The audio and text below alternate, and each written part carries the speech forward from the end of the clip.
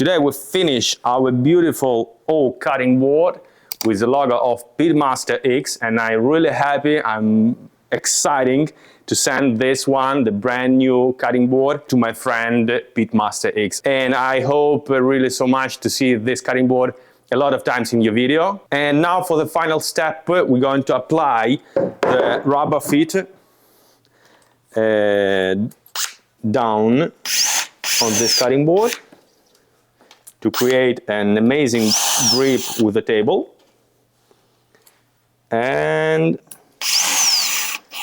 we'll be finished.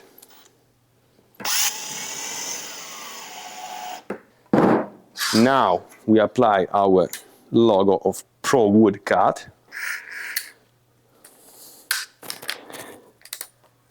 with 2 inox screw. The whole 1 and 2.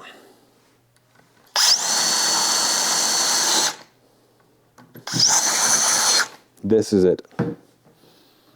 This is it. Really, really, really cool. Hope you like it, Pitmaster X.